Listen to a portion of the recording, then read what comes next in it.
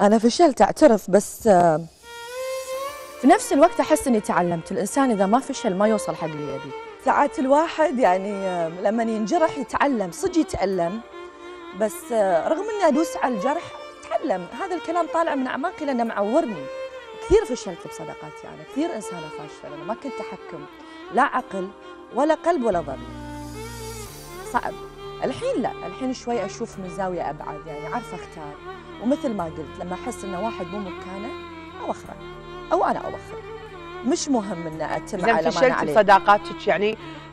في ساعات صداقات تصير فريندلي كالإخوان، يعني بين يعني حتى الرجال في المجال يعني، وفي بنات. أنت فشلتي بالطرفين؟ لا، أنا فشلت في تقييم الصديق. أنا فاشلة في تقييم الصديق. كنت عادي، أنا فشلت مرتين بس ما هموني. أنا ما أعرف ما أعرف إذا هذا صديق أو ولا عدو صاحب أو حية أو يعني شخص مثل ما يقولون معرفة. في فرق كثير، يعني لازم أنت تفرقين بين هذا الإنسان معرفة، سلام عليكم السلام، عندك شغل، توصلون إلى مصلحة معينة ونتيجة واحدة لنجاح الطرفين.